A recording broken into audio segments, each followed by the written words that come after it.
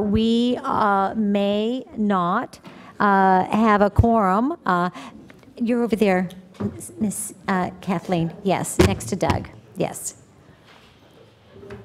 But we have our airport director who's arrived. Nice to see you. Okay. So I will go ahead and call the meeting to order, and we will move forward through the agenda.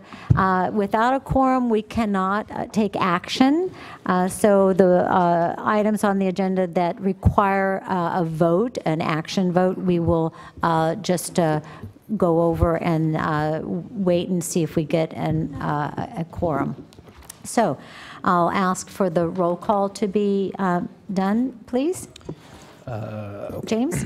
City and County of San Francisco Board of Supervisors Office. City and County of San Francisco Mayor's Office. City and County of San Francisco Airport Commission. Ivar Sataro. San Mateo County Board of Supervisors. CCAG Airport Land Use Commission. Town of Atherton. Elizabeth Lewis. City of Belmont. City of Brisbane. Terry O'Connell. City of Burlingame. Ricardo Ortiz. City of Daly City. City of Foster City. City of Half Moon Bay. Town of Hillsborough. City of Menlo Park. City of Millbrae. City of Pacifica. Present. Town of Portola Valley. City of Redwood City. Janet Borgens. City of San Bruno, excuse me. City of San Carlos. Ron Collins. City of San Mateo. City of South San Francisco. And Town of Woodside.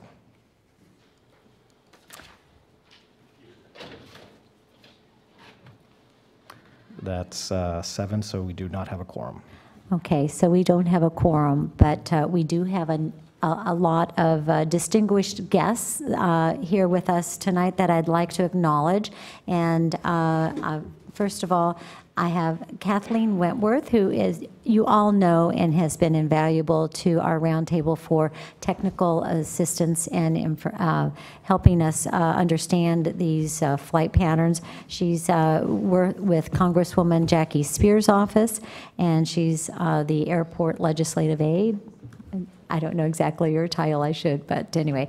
And we also have John Bergman from the San Francisco Airport. He's in the back. He's the San Francisco Airport Planning Director. We have Geraldo Frias, who is over there in the back, San Francisco Airport Business and Finance Specialist, Special Projects Manager. And Doug Yackel, we all know, San Francisco Airport Communications Director, as well as Bert Ganong and his staff from the noise office. So welcome, everyone.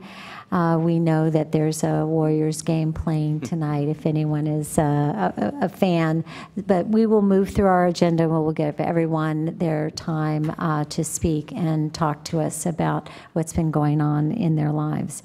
So we do have public comments, which are not on the agenda. The first public speaker comment card is from Michael Harris, South San Francisco, and he's asked to go first because he then has to catch a bus and go home before it gets dark. Michael, you can go up to the podium and there is a handheld mic, and we're going to limit you to 2 minutes. If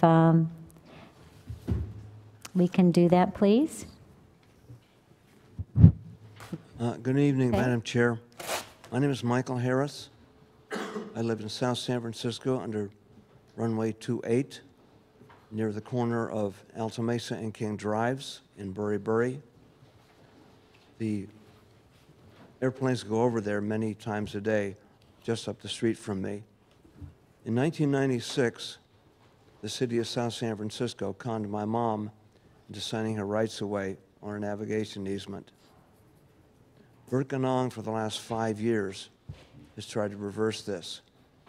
He's obtained the records from Redwood City and the later from San Francisco and digitized them. He provided some of those records to Mark Adiego at this meeting in June 2015 when Mark was vice mayor. Mark then turned him over to the city attorney, Jason Rosenberg, and then the stonewalling started. I lately emailed Ivor there, and I got an answer back that I was no longer within the noise contour, and the city had, the airport and the city had no interest in a navigation easement, and they didn't have one on my property. This doesn't solve my problem. I'm a disabled veteran from 2 wars. I have 60 to 65 dB hearing loss, I have tinnitus, and I have hyperacusis. The low frequencies really bother me. They just hurt. The windows in the house were installed when I was in the Navy in 1965 or 66. My parents bought that house June 10th, 1959. I've worked with several companies trying to get acoustic windows built. The latest is in Vacaville. All Weather is the name of the company. They found a dealer in Carmichael, California that will sell the windows for 15% over what they pay for them, plus the tax. I tried to get some help from Bert on this, and he's been prohibited from moving forward. Thank you, Michael. On this.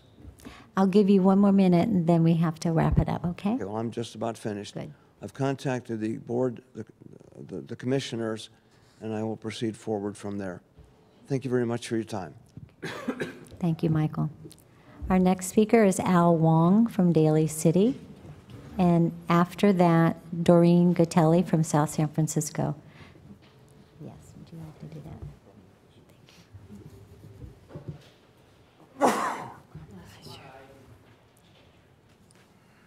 that? I have some slides. I want to share some of my things that are going in my head. I cannot find it defined clearly in the Roundtable document. So real quick, where's the problem? As we can see, all the lines crossing across land. And by the way, I got this from the Roundtable doc, and I think there's something missing in that there are no flights from Oakland flying into San Francisco or Daly City. So we need to somehow add this back in. And then here, I noticed there is some open space there in the East Bay, in the mountain ranges. Next slide, please.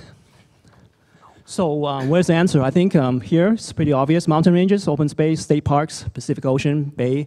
I think that's been discussed. But okay, so I want to mention that we have the BRICS path right here.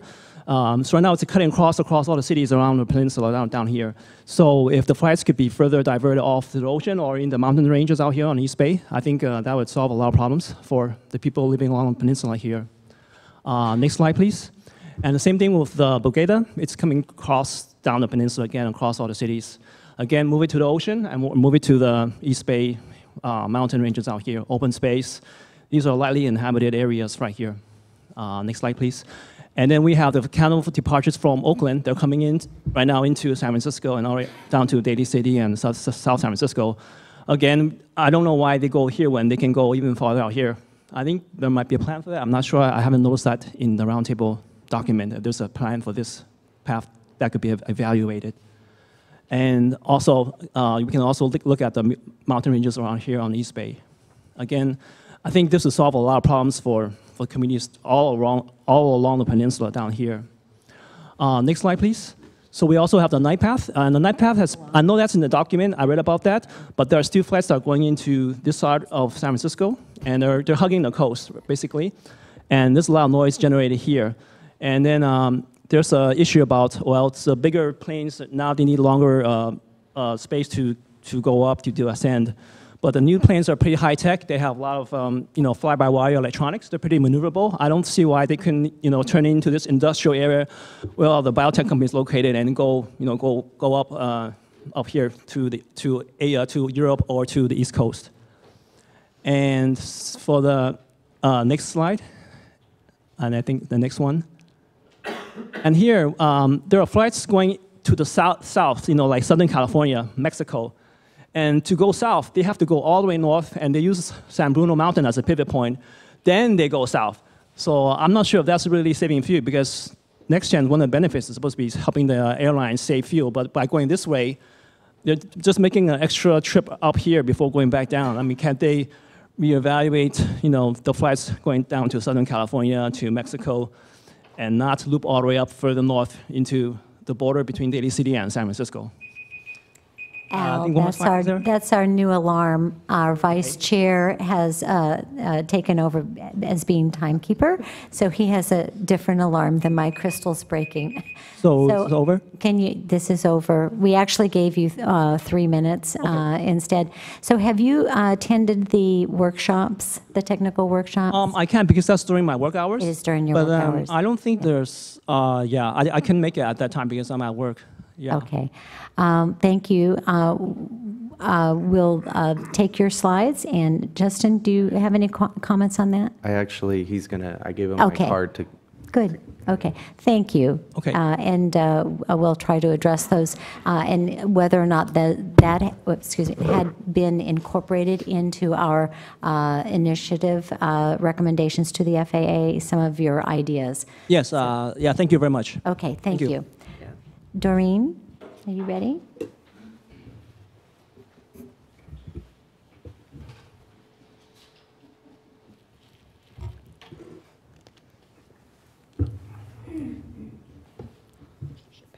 Good evening. I am the lady who has the 101-inch front window that got replaced, and I'm waiting very patiently to see what the next step is on the airport retrofit repair fund. But tonight I decided I brought a visual, and it's my plant. It's one of the trees that's in my backyard. It's a tangerine tree, and it is covered with soot, and it's stuck all over the branches and the leaves. And I also brought a pot that's been sitting in my backyard that has also got the soot all inside. And I tried to wash it out, and I can't get it washed out. So I'll walk on over there and show it to you. I mean, I know it's kind of, I didn't want to take it out of the plastic or anything. So I just figured would show what y'all, the planes flying over, getting all those passengers to their destinations in a timely manner. And this is the fallout. And I just want to come by and show it all to you. Okay? Thank you very much. Our next speaker is Darlene Yapley from Palo Alto.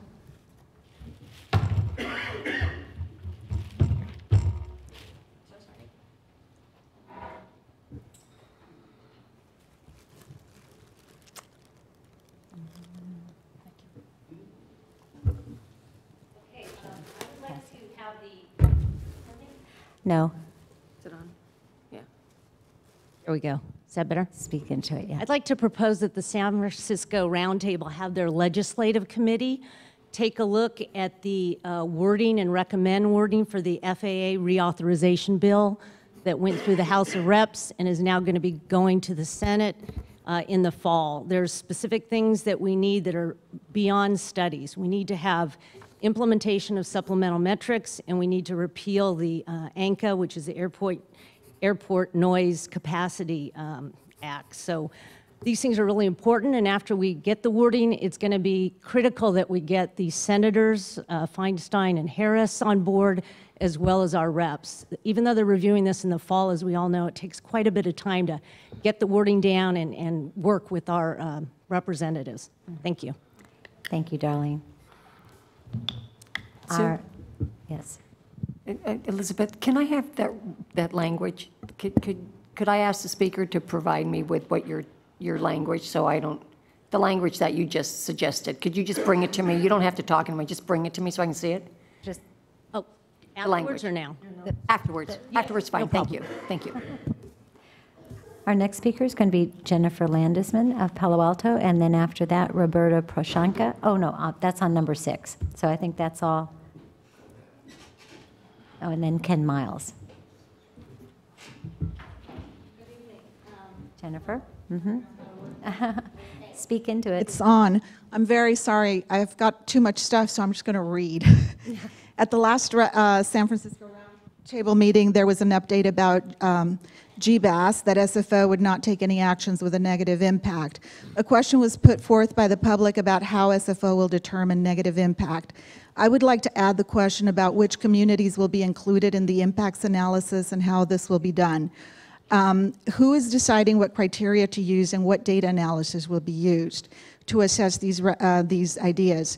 Months ago, Mr. Doug Yeagle reported that SFO is looking to find new ways to understand noise. How can we make sure this helps us now? Will the community input for GBAS happen early enough in the process to make use of PBN, the FAA's Precision-Based Navigation Community Involvement Initiative? Is there a published timeline? As I have previously asked, why are we developing, if there's going to be a change in the landing system, why are FAA resources and all this time being devoted to develop what I guess are overlay routes? The overlay approach is what caused the noise problems before. It seems that we could catch this beforehand and it would be worthwhile. Probably working groups are going to be developed in order to do this. I would like to make sure that the airport is in the working group because many of us are not represented in any official table. So without someone speaking up for people in affected communities, we don't have anyone. So I'd like to make sure that at least the airport would be there for us. And lastly, I just recently participated in the San Jose Ad Hoc Committee as part of the public. And in the last 2 meetings, they brought in somebody from the FAA's environmental group in Seattle. His name is Ryan Weller. And I'd like to suggest that maybe you could invite Ryan to be a speaker and to be involved early on in the process for any new procedures that are being developed. Thank you. Sorry. Thank you, Jennifer. So we have one more speaker slip for this item, and it's Ken Miles from Pacifica. And roundtable members, he's given a handout that I'm going to pass around. We'll just pass some that way, and we'll pass some.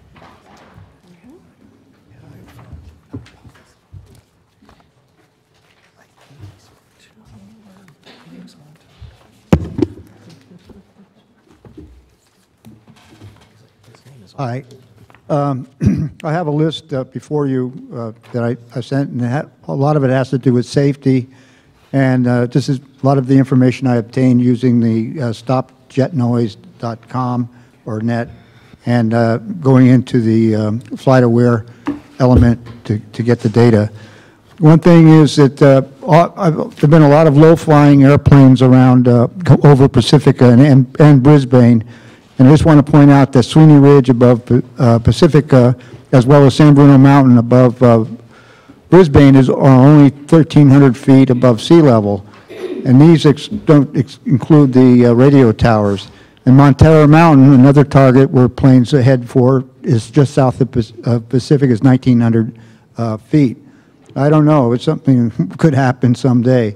And I gave you an example of a plane that was clocked in by jet noise at 1,300 feet. And then I've seen them down to 1,000 feet, 2,000 feet, 3,000 feet. It's very far too low.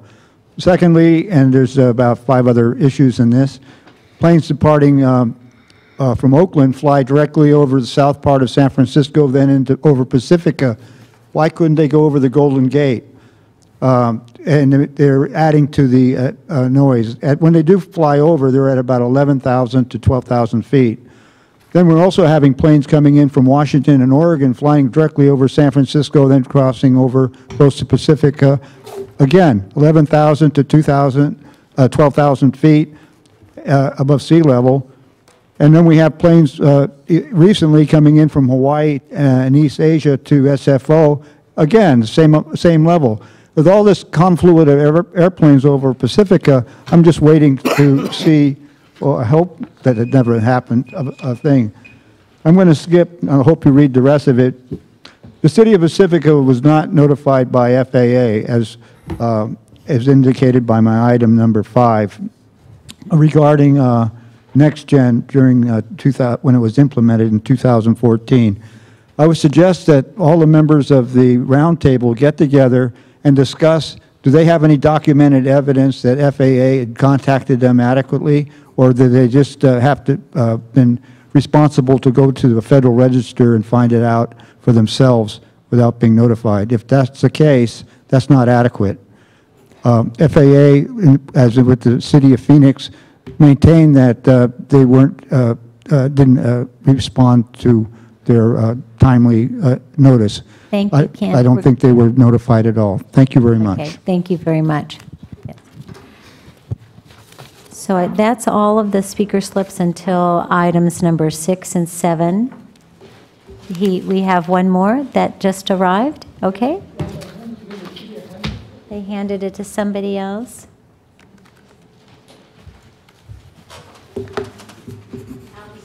Oh, okay, it says that you're number 7. You want to speak on number 7.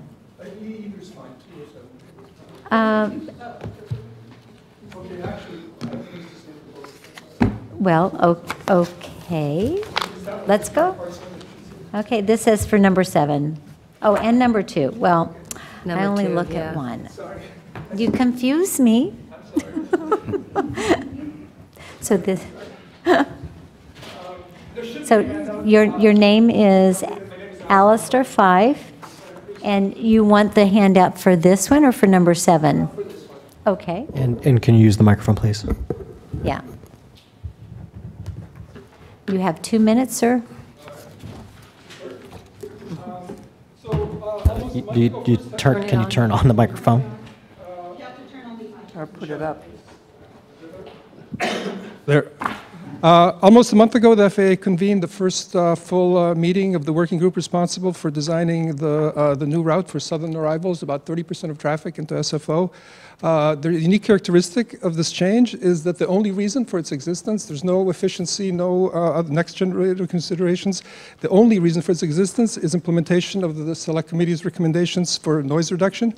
My message tonight is simply that this is a very rare event, and it's not likely to be repeated. And therefore, failure to fully engage in the design of the new route would be a waste of a unique opportunity to reduce noise in the region. And the Select Committee had 2 recommendations related to southern arrivals that are on the front page of the handout. 1.2R1 was about moving noise. 1.2R2 was about reducing noise. R1, not surprisingly, about moving, had no consensus. It carried by a single vote, and Mayor Waldeck has made clear that if the vote were to happen again, he would not vote to support the recommendation. On a more optimistic note, R2 carried unanimously, which endorses 9 separate recommendations for noise reduction. If you can look at the FAA's progress so far this year, though they haven't actually worked on this recommendation, the outlook is not optimistic. In February, the FAA indicated that it could, with an overnight switch, move the noise, and they did for a month. And you can see with the elevation that planes were flying out during that time. And then in April, we had the arrival of Surfer 3, and you can look at elevations for that period and compare them to what flights were back in 2014 and what they were at the introduction of Surfer in 2015.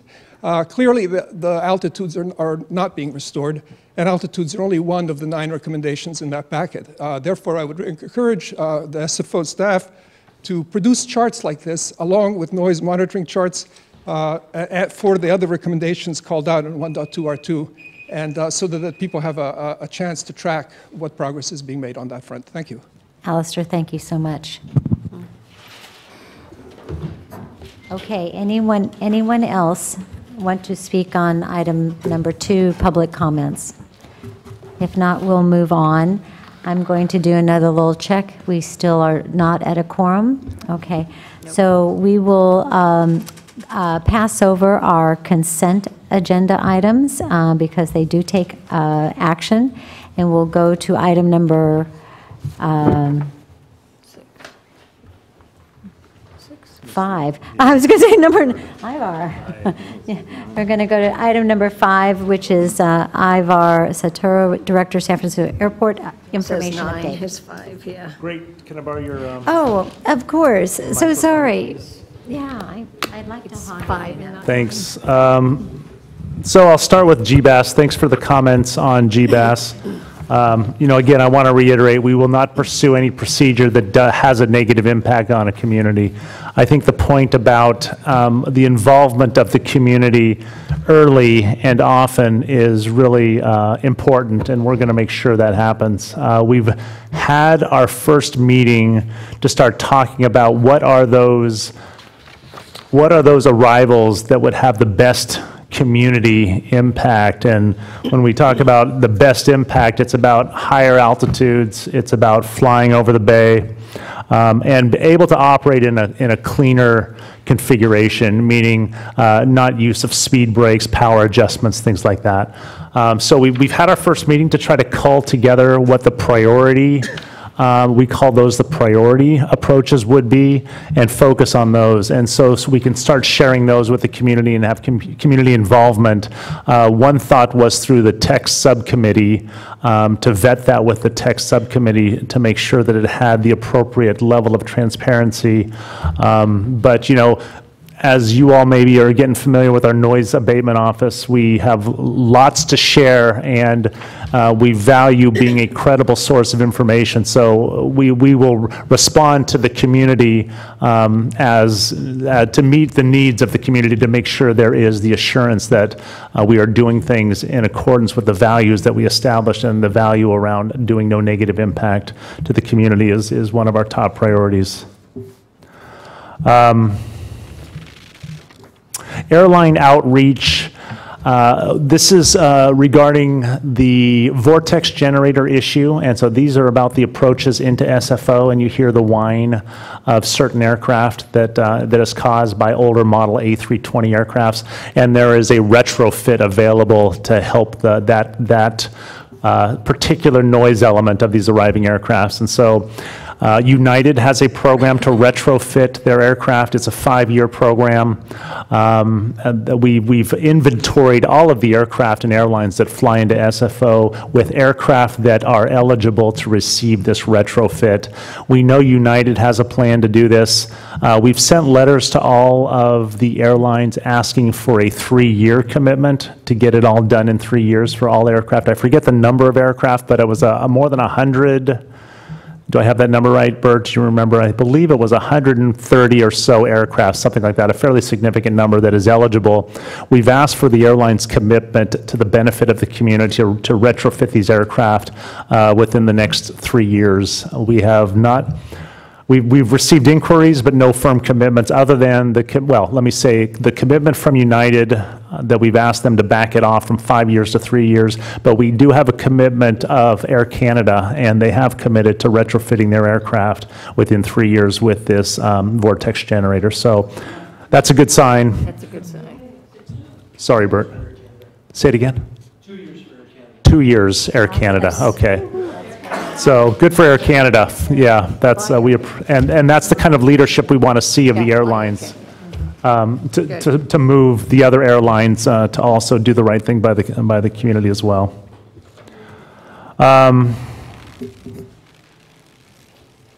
Let's see.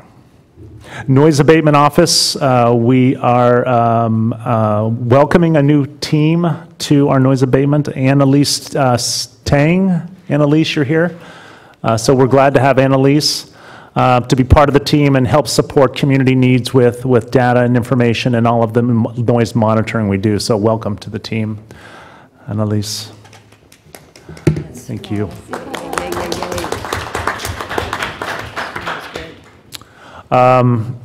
Portable noise monitoring, we've completed the reports, permanent noise monitors in Brisbane, Portola, and Woodside. Are those permanent or portable, those? Permanent portable, okay. Thought there was, and we've done ad hoc measurements in Burlingame, and so we do have, I believe, the results in the package as well.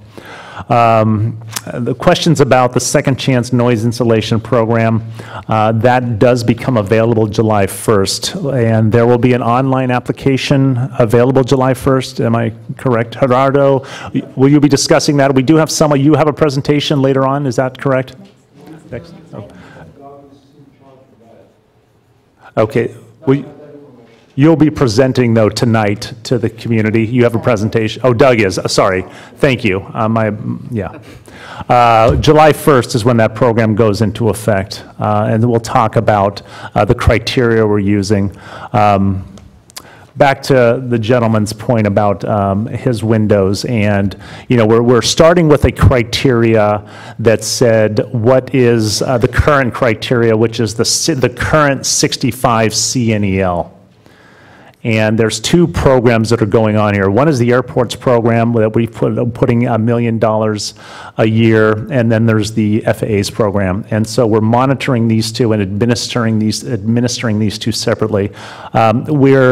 For our program that is based on the current 65 CNEL, we're very interested in how much interest we get in this. As maybe everyone is aware, the CNELs have shrunk dramatically from where they were when that house was originally insulated, and so there's a third of the houses, I'll just throw out an order of magnitude number now, that fall into this new 65. So for us, it's going to be a bit of trial and error. I want to see who are most impacted and who submit for this second chance noise insulation program. That's who I want to see first as the most impacted people. Depending on how much activity we get, we may expand the criteria. And so we may look at other things that may even include outside of the existing 65 CNEL. So I'm going to keep everyone informed at every meeting about the activity we get and how we move further. We're certainly not going to not spend the $1 million. We're committed to spending it, and so we're going to do it, and we're going to adjust the criteria to make sure we spend the money. And we're going to, for the 65 CNEL that exists, it's going to be a first come, first served basis. That's how we'll go through that program. The FAA, and I'll just a final comment about a noise forum. I, along with 5 other airport directors, were invited to a noise forum up in Seattle a couple weeks ago, and this is the FAA's desire to hear from airport operators on what is needed to support the community, and I hear it loud and clear every time I'm here.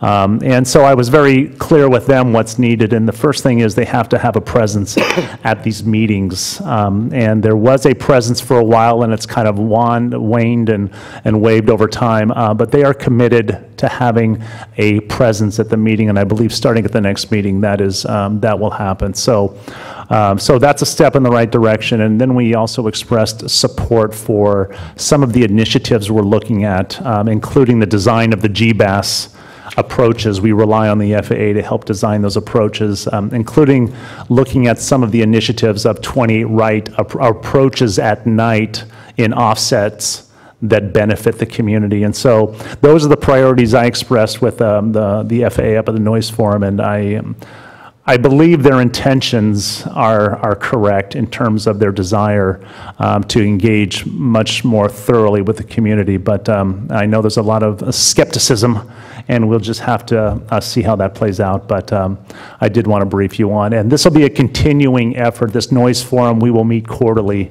And it was well attended by a number of directors from big airports, and the FAA was very well attended by the FAA. There must have been 20 FAA people in the room at fairly high levels of the organization. So I feel there's a seriousness about it. Thank you. I have a question on that. Is this the first noise forum like this meeting that they've ever held, or have they had those types before? This is a new idea by the FAA because of what's happening here, because of what's happening in all of these areas where Metroplex has had that kind of impact to the community. So it seems like they're kind of going from the top down, to their operators, and then getting the information, and then they will continue to work with us on the ground, really. Yeah, that's our hopes. I think that's really a smart thing to do. Yeah, we've asked for authority for those people too to really engage and make commitments, and so we'll see how this. Hopefully, it doesn't get watered out. Sure. Sue Yeah. Degree, and then Janet Borges. Was I first, Sue? Go ahead. Well, I don't know. Go ahead. You guys fight it out. So we both have a couple questions.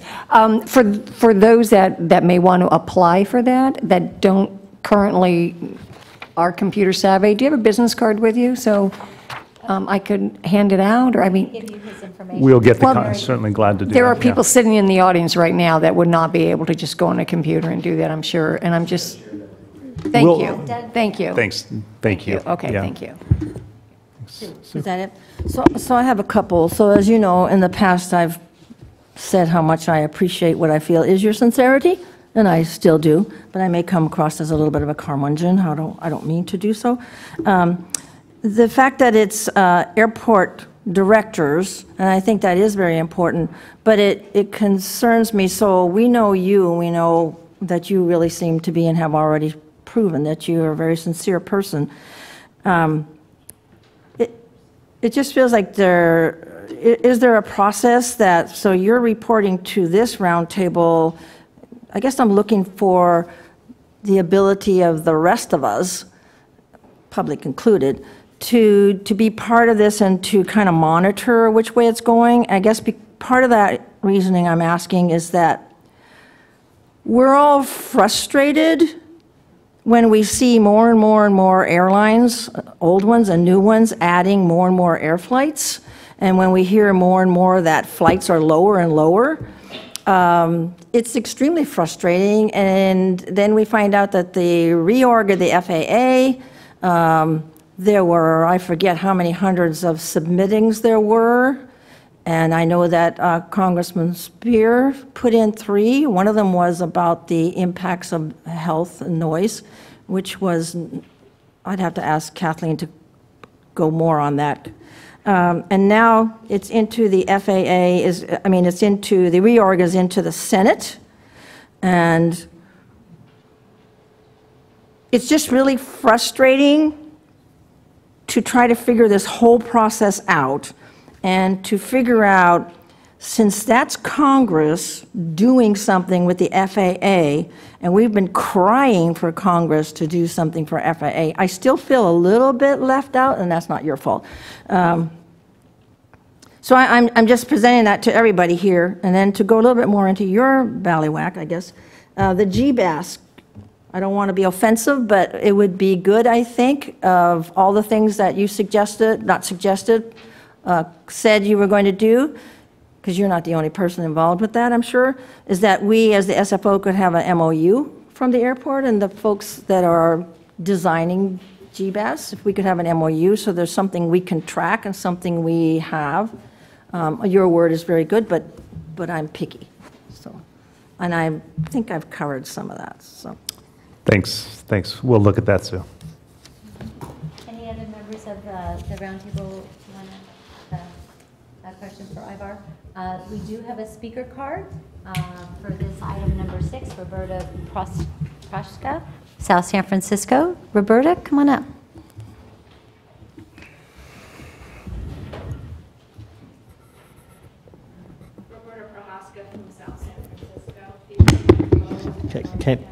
You have to please use the mic. Thank you so much. These are my Bose noise canceling headphones. I put these on every night when I go to bed so I can get to sleep. And as uncomfortable as it is to sleep in these, I can sleep better with this gadget on my head than I can without it because the noise is so severe in my neighborhood. And I have, I'm really happy because I saw that the program's coming back up for a second chance because I've been turned down already a couple of times for reimbursement because I'm outside the noise contour.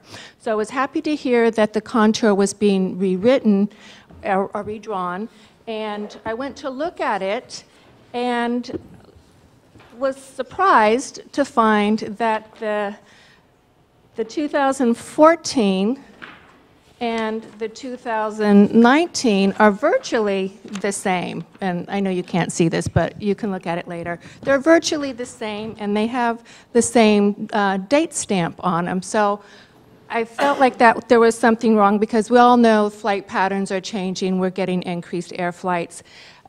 So I thought, well, that's weird. I don't know what's going on with that, but I'm going to keep going and looking.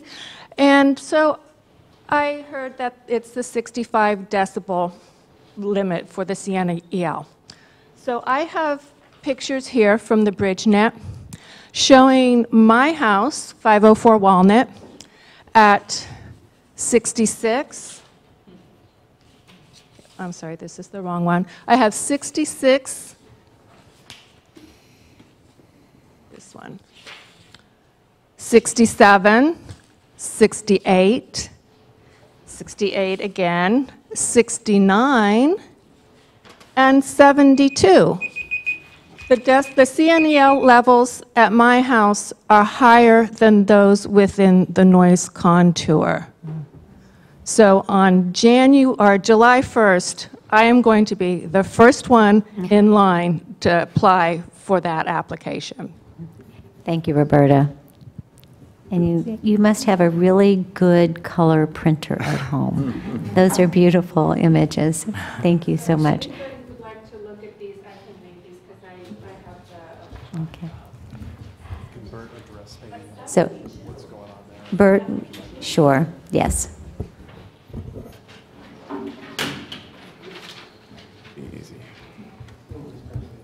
He's going to need that. Spoke with Ms. Proska on the phone yesterday. The events that she's mentioning there are single events. They're not CNEL averages.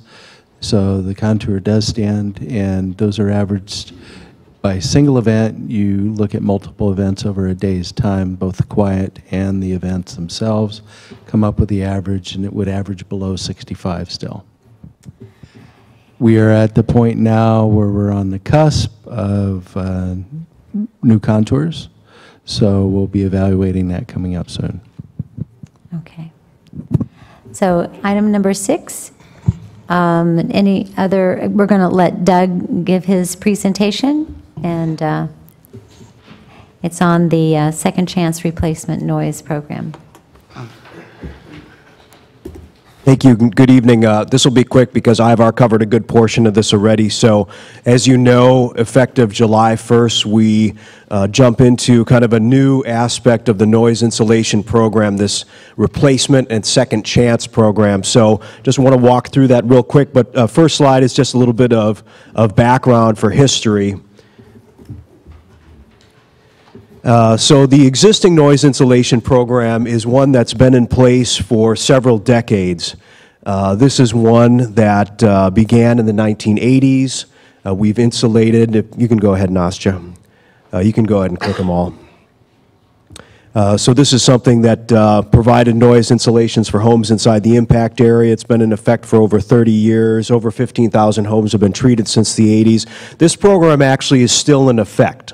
And the people that would be eligible for this original program are people in which a residence was initially, the homeowner chose to decline insulation, and then that home had since been sold to somebody new, and that new person wished to receive insulation. So this program is still into effect. Obviously not a large number of folks that are still using it, but it does still exist. So, but really what's new for us, we'll go to the next slide, is, and you can click all of the bullets there we go, is, we'll go back one, is the replacement and second chance program. And so it's really two aspects. It's repairs or replacements to existing treatment. We've heard from folks throughout these meetings that they've had their homes treated, and over time some of that treatment is failing. So this is really replacing or repairing that existing treatment which has started to fail due to normal wear and tear. And then the other portion is second chance, and this is somebody where if the home has not changed hands, there's been no change in ownership, but in a previous round a homeowner has elected to decline treatment or not participate and has since changed their mind and now wishes to receive that insulation, that's what the second chance program is for. So these are really the two new elements that go into effect on July 1st. We'll take the next slide. And you can hit the clicker one more time. There you go. So eligibility, Ivar talked about this already. This is really a starting place for us. We want to begin with the people that continue to reside within the existing 65 CNEL impact area. This is merely a starting point for us. Those that do contact us, they'll set up an appointment with our vendor. They'll come in and they'll do an analysis inside the house, measuring whether or not interior noise levels are greater than 45 decibels, and we're going to process these on a first-come, first-served basis. And in the next slide, I think we'll leave this up for a little while. click it one more time, please. Thank you. So this is who to contact. This is the phone number and the email address that you can use. Although the program goes into effect on July 1st, you're welcome to begin making contact right now. Just understand that no appointments will be set up with you until July 1st, but you're certainly welcome to call them or email them immediately to get yourself going on this process. By the way, if you do have access to a computer and you go to our Fly SFO website, the noise page has this contact information as well. Thank you.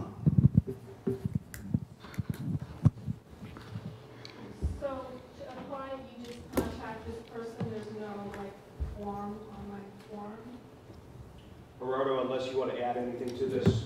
Yeah, what I can say is that you can contact this entity right now to be put on the list, and then they can call you back or send you back information, telling you exactly where I to wrote it find down for this gentleman. the form. There will be a form that will be posted online.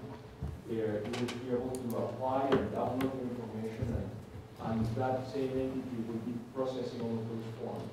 But right now, the information is for you to be, so that they know about you, and they can probably contact you when all the information is available.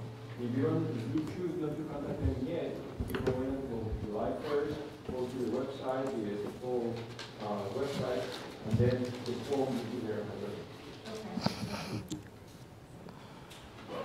Any other questions? One more. Yes? Stand up so I can hear you. We are exactly half a mile from SFO, and we have the same problem as Matthew mentioned earlier. So July 1st is the effective date, and how long do we have to wait for whoever you contract with that would come and visit the home and take a look at what needs to be insulated? How long is about the wait? We don't have a set time when that's going to happen. The way we envision this is going to proceed is we will take names, then we will have a vendor who will come when we have, oh, thank you. So we will have a vendor that will compile the list of all the people who have expressed interest, and they will call you to set up an appointment, and they will try to set up an appointment with several people, during a 1 week or 2 week period, and then they will come to your place. They will take a look at the house. They'll probably take pictures. They'll ask additional questions above and beyond what you have in the questionnaire. But there is no set timing per se, because it really depends. If we get like 100 responses right away, we have to plan that. There will be a few this week, a few next week, and so on and so forth. If we only get like 1 or 2, we will probably wait, which probably will not happen, by the way, but if we imagine we'll get only 1 or 2 in July, we will probably wait until we have a few more so that we can make this as efficient as possible, because the vendor has to mobilize the acoustical engineer and all the other people to evaluate the situation in your house. So we're kind of playing it by ear, but you'll be taken care of. What we'll do is, as we see what comes in, we will start to have a process so we give you feedback on how long it's going to take, okay? We'll make sure that there's information to the public so you're not just sitting there waiting and wondering when something's going to happen, okay? Pacifica needs more noise monitors, permanently placed noise monitors. You only have one up by Fairmont. We're having trouble. Okay, sir, okay, we're not going to do this on an jump it up like that. So, okay, so does everybody have this number? And if you're looking for noise monitors, you can call the noise abatement office. You can call Bert Ganong. So we can leave that up while we go on to our next item. Okay, on to item number 7. This is going to be Justin. And if all the roundtable members want to go to page 43, if you haven't already, and read the 12-page memo that Justin put together, a summary of our last technical working group meeting, and it's very detailed. We had a good meeting, and he's going to just do an overview and then talk about next steps and highlight the next technical working group meeting. Exactly, and the ones following that. Sure, Justin? thank you. Sorry I wasn't able to make it. Stan? Jean and Rhea covered for me, and Rhea did a good job taking notes, so thank you, Rhea. So the meeting continued where we left off. We had separated the recommendations and responses into various topics. And so we began and finished topics 3 and 4, which were near bay daytime operations for runway 28 arrivals and departures. There's various topics, some of which we've kind of covered before because they're sort of now becoming related to each other, and we're sometimes discussing, similar items.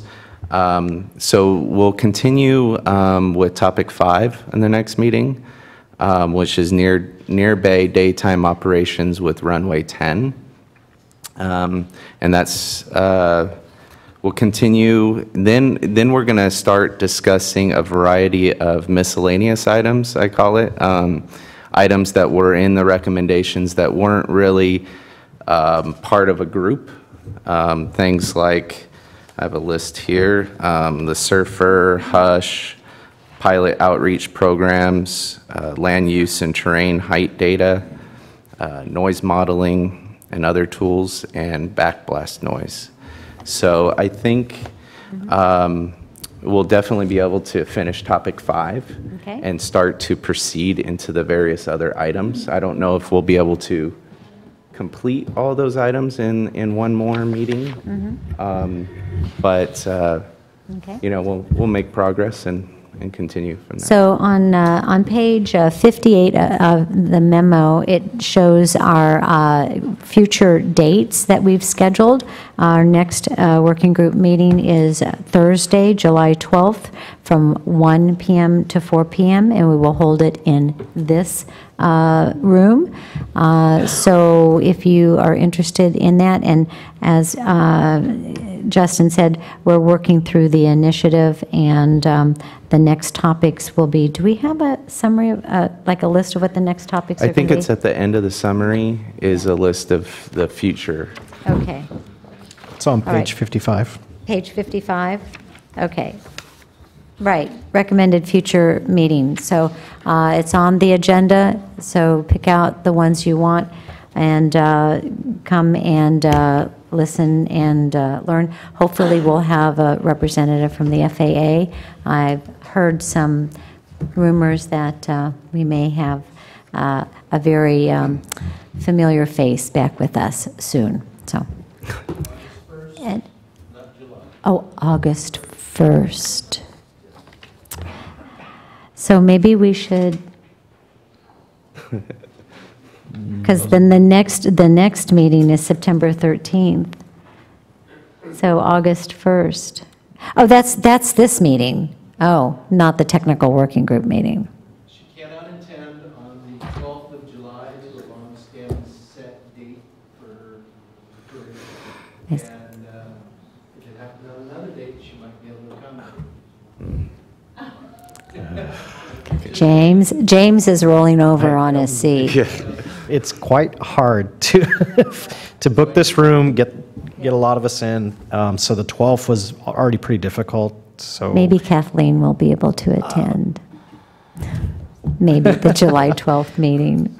We'll see. we would have liked to have them there at our last few meetings, Yeah. but we've been pretty productive. We have. as well. Yeah. So Our consultant knows a lot what's going on, so that's really helpful.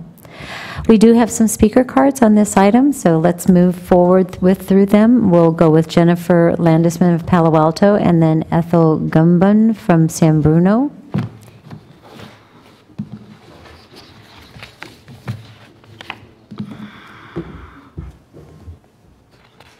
Sorry, I had a lot to read, but I'm going to try to go fast. I think this noise forum that you did with the FAA, Mr. Sotero, sounds great. And I really appreciate that you put an emphasis on night procedures, because if anything, how can we not improve the nighttime situation? So I want to build on what an earlier speaker spoke about, the consensus and what the select committee work did. Because if you're really going to listen to what the community is saying and take our input, what happens when we work so hard for so many months on the select committee and the report is kind of getting, the scope is getting carved out, so that, for example, this vote about moving a route or making it less noisy is becoming just possibly moving the route. So I want to emphasize how hard we worked to make sure that these are together, the 1.2 recommendation of moving and 9 criteria. And that is really, really key. So when I had a question if the airport is in the working group, because I understood from FAA that in the working groups, I understand that there was a meeting on May 8th that in the precision-based navigation routes, there is a working group, and now the airports are part of it. Because who is in that working group? And I think that it's really important for the noise abatement office, for the airport to be there, and to make these things that you know known to the group, because we don't know what the FAA is developing. And once again, there's the issue of noise impacts. It's really, I think, putting the cart before the, however that term goes, of talking about operational feasibility without talking about noise. This route is about noise because you have a route that is operationally feasible already and that is achieving whatever operational capabilities you need. So I really would like to know more about noise impacts analysis and if you're going to be part of the working group. Thank you. Thank you, Jennifer. Next speaker is Ethel. Okay, fine. Thank you so much. The next speaker would be Alistair Fife again from Santa Cruz. And then Elizabeth Lopez, San Francisco. Alistair, 2 minutes, please. Can you make sure the microphone is up? I have a hard time hearing. Thanks. Is this better? It says it's on. Yeah, It's you on. just have to hold it closer to your mouth. Hold it closer. Okay. So I'm going to be start out by making work for Annalise, since we have new support here. This is really a plea for please, please, please consider making data openly accessible. If you look at that graph that I handed out earlier, the 2015 and 14 data had to be obtained through Freedom of Information requests, which are painful, slow, difficult, error-prone. The more recent data for February and for April had to be obtained from commercial vendors, Flightradar 24 and FlightAware. It's hard to get data. I think the whole process would really benefit from having, there are many people comfortable working with data in this community, in this region. It would really help to have the flight track data openly distributed by the airport. Likewise, the noise data. Currently, my understanding is about 80% of the noise reports come in through an app, which was actually developed by someone who is quite partisan about the membership on one of the Move the Noise committees. I have no challenges with or no issues with the data, but rather than having a separate advocacy group start out a new app to submit data, please consider having the noise submission data maintained by the noise office and distributed, have the data, the raw data openly available. There are many, initially when we first started looking at this, the whole issue of flight concentration came out of the data that we were analyzing, and it showed that the flight tracks under PBN were more concentrated. We had devil of a time convincing the select committee of that fact until Michael Huerta acknowledged that in one of the meetings related to Boston. So there's much to be gained by making all this data and analysis of it openly accessible. Thank you. Okay. Elizabeth Lopez.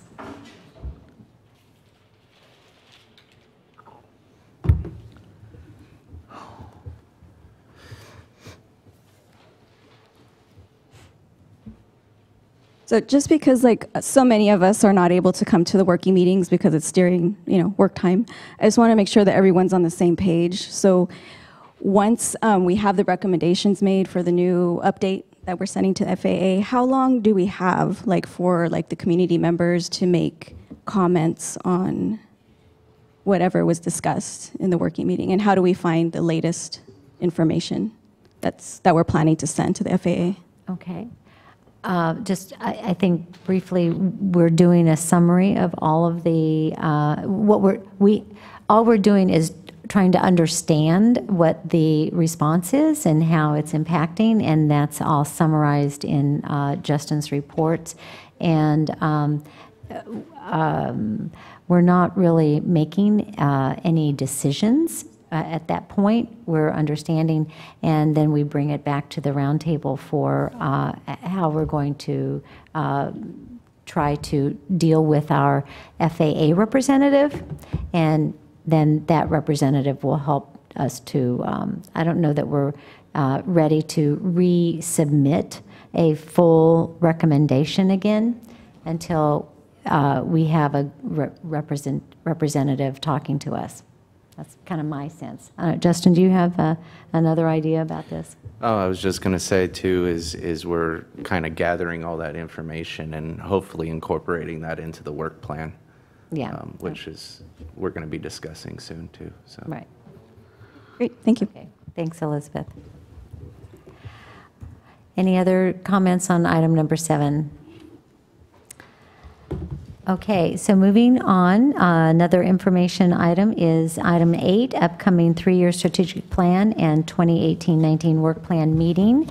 We were going to talk about making member appointments to the work plan subcommittee in anticipation of holding this work plan subcommittee meeting next Wednesday the 13th, correct? We have slim pickings here, but these are really, you know, I would love to be there, but I work on Wednesdays. That's my work day. Sorry. What time did you say? Scheduled for 10. Wednesday the 13th. If it was 4, I could do it, but not 10. I could meet for an hour and a half if you have it at 10 on the 13th. Well, I would I was really hoping to get at least 4 or 5 other members. So next week, yeah, you're out of town. June's hard, and Ricardo, you're going to be out of town. We may need to postpone this. We can. There's a little bit of more flexibility with that meeting, only because those are the ones that are smaller that we can have at my office, so I have more rooms available, and they're teleconferenced. So let me explore some extra dates. I think only 2 other people got in touch with me that they are interested in participating, but this one we have a little bit more flexibility on. Okay. And it's not as pressing, and the reason why is a lot of the work with that work program actually dovetails with a lot of the work that Justin and Jean are doing as part of the technical working group. So the reports that they're putting together about summarizing what we discussed at the technical working group meetings, I want to use those to start taking a look at those and how we plug those into our work plan, because that's sort of what makes all this work together. That's what makes it us, when we're done evaluating all those items that are in the initiative, that's sort of the mechanism for us to say, how do we follow up with this? How do we prioritize with these? So we use the work program for that. So over the summer, as we're kind of winding down with the technical working group, we're taking that and putting that into the work program. And then, as Elizabeth also said, we're also looking at how we want to appoint members for other ad hoc subcommittees to work at individual areas we want to work on, so such as backblast noise and some other little areas to get some traction in those areas. Okay, so I think that we're going to, at this point, I think we should just go ahead and cancel next Wednesday, and maybe we can send out an email to our representative, to our board members, and letting them know about that, and then also soliciting interest. Okay. No, that we can do. Okay, great. I do have a speaker slip from Jennifer. Did you want to say something about this, Jennifer? Certainly. Okay. You're getting a lot of airtime tonight. 2 more minutes. And I realized there's a lot of confusion about which working group I'm referring to. So the GBAS working group is when you start developing procedures for GBAS. That's one working group. Then there is the technical committee working group from the Roundtable that addresses the initiative. I kind of mixed things up. I thought that maybe we were speaking to the item of the FAA initiative in general, and I guess I spoke to it. I was referring to the working group that has been put together and convened on May 8th to develop a new procedure for southern arrivals, which would use the Big Sur overlay procedure. That's the one I was referring to, and that's the one that relates to the committee, and that's the one that I understand when there is a precision-based navigation procedure, the FAA has an initiative, which is community involvement, and then who's part of the working group, because there's a scope to that group, there's a community involvement piece, there's an environmental piece, and that's the one I was referring to because I don't have anywhere else to go to, and so I'm here to ask that. And lastly, speaking of working groups, speaking of the technical working group, I would really encourage other parts of the country are doing initiatives to look at things from a technical point of view at priority routes, what a great name, which are, for example, noise reduction, and they are spearheaded by the airport, in this case also the airport and Roundtable. So I would recommend and suggest to please maybe put something together about noise assessment, a group that can look at outside the box type of ideas and also at the Metroplex level of how to reduce noise. And I don't know, so sorry, so many working groups, so maybe one task should be to have a nomenclature of the different working groups. But the key point really is data about noise, noise impacts, how to decide what is a negative impact. Okay. Or a positive one. Thank you. Good points, Jennifer. Thank you so much. Okay. So that concludes our regular agenda. We have other matters, aviation noise news and updates information. Jean, Justin, do you have anything that you want to share with us? I do. I have a slide. Hopefully. All about what's new and going on in the noise world. I'll try to summarize it. Uh-oh. Don't say that. And I just turned off mine. Are we going to do the basketball? That was quick. And that was brief. Just went there.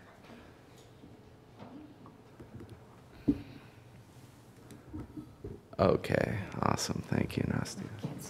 All right, just thought I would give a quick update on Phoenix. So, as directed by court order and agreed to by the city, FAA restored 9 departure procedures in May. This is what they consider step 1 of 2. They considered approximately 1,100 public comments under this step. The next step is step 2, which will be really considering a whole bunch of feedback regarding airspace, not just the westerly departure routes, which was the major concern, but throughout the whole airspace. And they also issued a note of availability of a CADX, or ROD, Record of Decision, approving the restoration routes implemented as part 1, or step 1. So, next slide, please. Wanted to give a brief update on appropriations and reauthorization. Just a little clarification on what those two are. Appropriation means putting money in the bank, and authorization means cutting the check. So the House and Senate each have their appropriation committees, and appropriation must be passed by Congress each year. There's a total of 12 bills covering all the federal agencies, and spending caps are set by Congress. So there's a significant increase over the last fiscal year, additional $1 billion in AIP discretionary funds. Noise and environmental set aside is 15% of that. Excuse me, just real quickly, is that a new percentage? Is that an increase from before, or is it? No, I don't think so. It's I kind of think like that's what it always standard. is. Yes, yeah, I believe so. Okay. I think we need more Yes. to be set aside. Exactly. So there were a couple political issues, obviously, that have been removed from both bills. One is privatizing ATC, and the other is reducing minimum requirement of hours for pilot training. Not noise related, but just worth mentioning that those were some of the political issues. So wait a minute, explain that. Lowering the amount? They lowered the minimum number of hours? And so they They wanted removed to. that? Oh, Yes, they removed that, yes. Oh, they took that, oh, Good. oh, good. Yes. So I'm going to jump to reauthorization. Previous authorization expired in September 2016, and there's a current extension that lasts until September. Our indications or just discussions is that I know there's discussion that it might occur before recess, but who knows? It may occur discussions after. I think we were going to possibly contact NOISC to have some updated discussions on that, possibly next week. James? Yeah, and we're going to reach out to, I think either one of two things is we're going to schedule a conference call with those who are on the legislative subcommittee with Emily from NOISC to give us a briefing from Washington. But I might, depending on what her availability is, I might just turn that into a legislative subcommittee meeting anyways. But in either case, that's probably going to be happening the next week or two. If not, whichever the earliest we can do. so there's a lot of concern about what's going to be reauthorized or what's not, and how the reauthorization is going to affect us, right? I mean, we get emails from constituents all the time, correct, Sue, about this? Absolutely. Absolutely.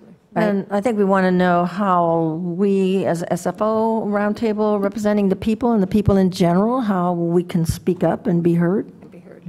Yeah. Before it's too late. So is there a little crack where we can insert ourselves in this reauthorization process?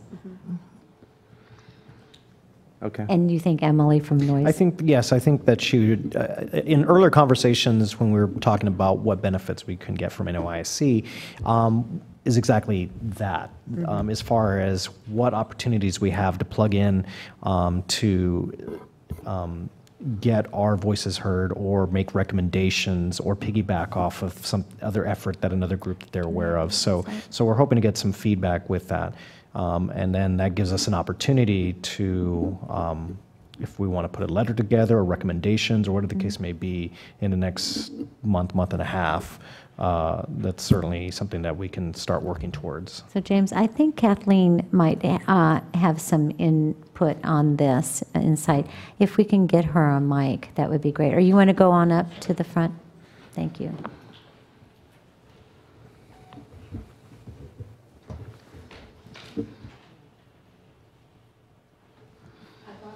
I thought if it's okay, I'll just take like 3 minutes and try to give some backstory to the authorization process.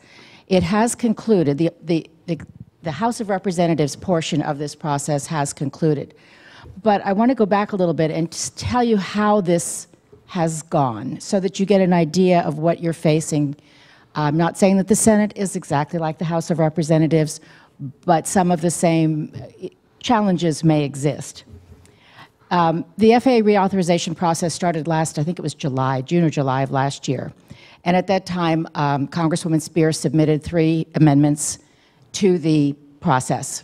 One on noise insulation, remedial noise insulation, one on the FAA mission statement revision, to revise the FAA mission statement. And the third one was 2 GAO, General Accounting Office studies, one on excessive vectoring, which we have on the surfer arrival, and the other one was on studying whether or not FAA air traffic controllers operating the traffic and those air traffic procedures developers are given adequate training and instruction on the effects of noise and health impacts on residents and what mitigation efforts they can take within their jobs to address that.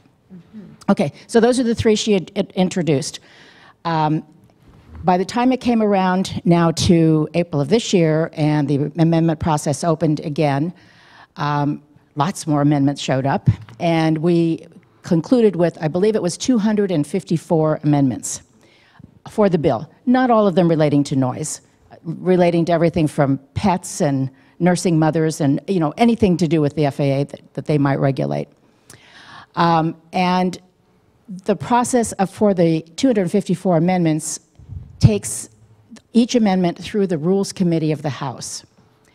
And this is a very strong committee, very powerful.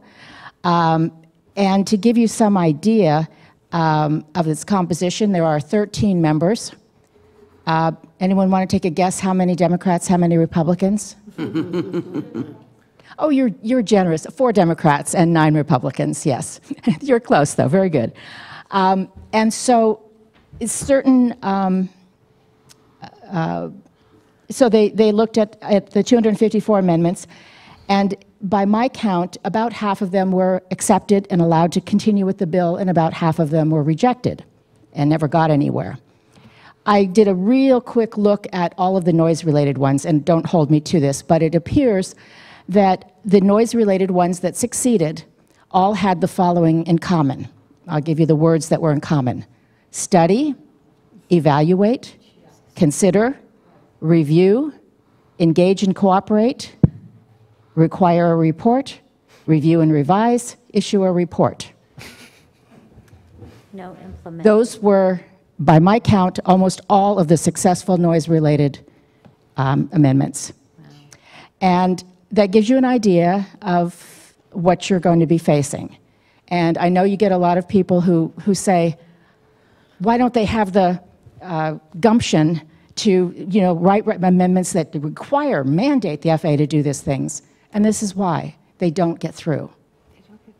And so what you do is you try to get a study in there that touches on issues of importance. And some of these studies are very important. We have one that's going to study the relationship of aircraft approach speeds and departure speeds and noise reduction because of that. And that has the potential, when you put it into a study, of coming up with data that's kind of in your face and may have to be addressed by the FAA. Another one deals with, 2 of them deal with alternative metrics for noise, other than DNL, CNEL. We know how important that is to have. Yeah. And so if these 2 studies shine a light on this issue, that's a good thing. So studies in and of themselves are not necessarily bad.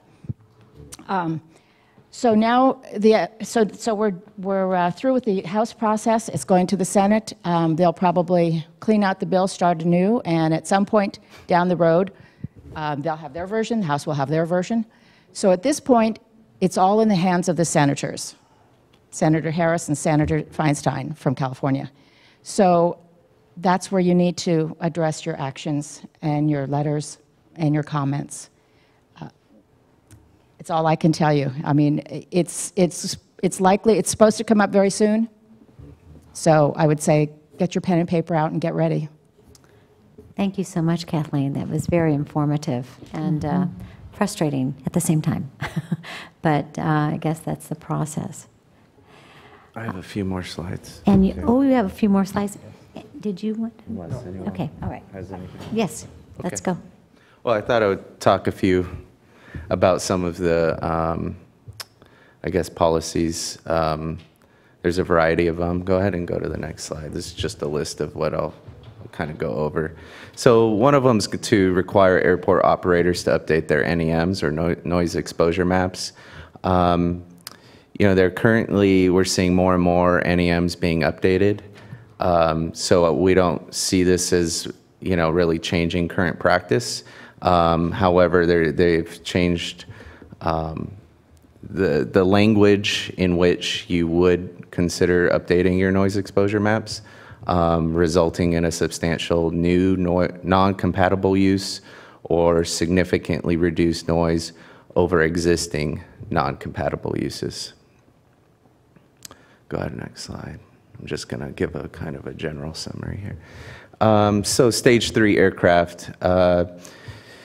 FAA's phased out all Stage 2 aircraft. This would look to phase out Stage 3, which would require aircraft to really be recertified. Many of the aircraft already built and certified as Stage 3 would already meet Stage 4. And in regards to SFO, there's very few, if any, aircraft currently operating that would be affected by such a phase out. This is just kind of I don't expect anyone to read this. I could barely, even if I blew it up, I could barely read it. But you could see the Stage 3 phase out area, and you could see a lot of aircraft in the Stage 4 compliant area already. And you could see there's also a Stage 5, actually, too. Oh, wow. Okay. So go ahead, next slide. One of the other things is to consider dispersal headings or dispersion. And these are for new RNAV departure procedures below 6,000 feet requested by the airport. It would not have safety of efficiency implications, and it would not increase noise over other noise-sensitive areas. It's an important one. Mary Ellen gave a presentation last meeting regarding health impacts, and if this measure would require FAA to engage a university to conduct a health study in a metropolitan area, and Northern California is actually one of those 7 regions identified to be studied. There's also a 6 airports to carry out a pilot environmental mitigation program. I'm not sure which 6 airports those are. That's something that we were going to take as an action item to kind of figure out.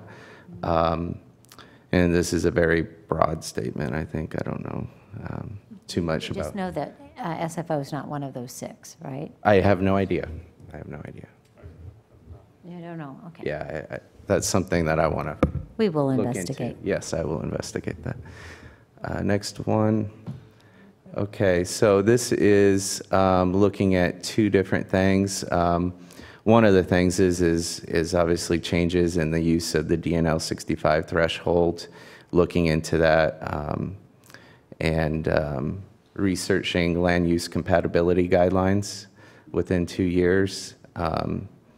And this would accelerate policy that's already underway. They've been looking at both of these things. So I have a question on that, if I may. Sure. Is that going to require a new airport land use revision to the ALUP or ACLUP or whatever it is that we sit on? That's a good question. I'm not completely sure. I mean, if they're reviewing the land use guidelines, one would assume, that it in might. theory, that would require us to update that existing land use plan that we have for the You would airports. hope, and make it a little bit more Toothiness. reflective, Yes. right, of the current conditions. Right. I can't tell you how frustrated I feel at CCAG and Rich. We feel very frustrated on the airport land use Committee. also because even though we may see a project that's coming before us, we must deem it compatible if it fits the requirements, even when we know there will be people put into the noise contours or the safety, possible safety issues. Right. But we have no way to deny an application if it doesn't Right. meet the. So that would be a significant help if that could be changed. Yep. Okay, noticed, yeah. Okay. Okay, community involvement. As Kathleen said, there's a lot of suggestions on reports and additional studies. And this would require FAA to prepare a report containing recommendations, discussions, lessons learned on next-gen projects. There's a few that I wanted to point out in relation to SFO. Amendment 13 requires the FAA to evaluate noise benefits of flight procedures with reduced speeds. Kathleen mentioned that. If they actually recommended the procedure, they would have 2 years to do a study. Amendment 62 and 90 require the FAA to evaluate alternative noise metrics within 1 year and complete its ongoing evaluation, which is currently going on. Okay. So next slide. That's it. Okay. That's it. Thank you, Justin. Thank you very much. Okay, well, that's going to wrap up that item. Our item number 10 is our member communications. Does anybody want to mention anything exciting in your town's life and what you're doing? I have two. Sue. So I don't want to lose the idea of an MOU about GABs, so do we need to agendize that? The GAS, GBAS. Yeah, GBAS.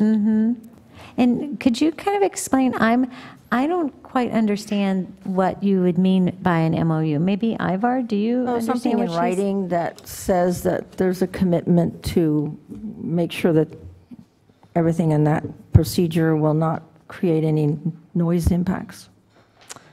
Okay. That may need to come back, I don't know. I don't know. Well, We'll look at it, Sue. I'm not sure what that would look like. but- yeah, I kind of don't know what that's going to look like either. All righty. Okay, thank you. Okay. And then I had found this thing that I sent to you and to Janet. I can't find it right now, but it's something about the webinar on June 20th that you can be part. I was trying to find it on my phone. Do you want to give me a It minute was while you for talk to the somebody else? reauthorization, wasn't it, or something? Yeah, it's a conversation about it. But I would like to give the public to it, so you listen to somebody else while I scrounge around here. Okay. FAA reorganization is going to. All right. But there was a time and a way, or a website or something that passed out here. All right. Well, if we find it, we could maybe give it to James, and then he could maybe Okay, post I it can on the find website. it. I know I can Okay? find it. Was that June 20th? It was June 20th, and 20th, 1 to 2:30. Any other committee member have anything to say? She's, I think, got the information about this. You do? Okay.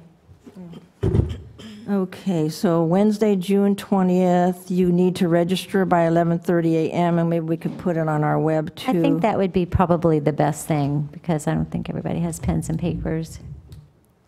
So if A you can 90-minute webinar. shoot it to James. I just Okay? think if you're interested about FAA reorg in the Senate, it might. Well, I guess it depends on who's hosting the webinar, whether or not. Yes.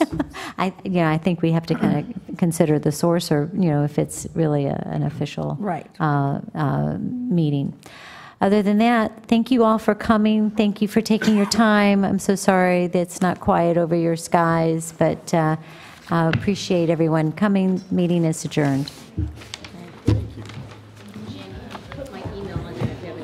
I appreciate that, thank you. Yes, next time. I don't know. Yeah, right.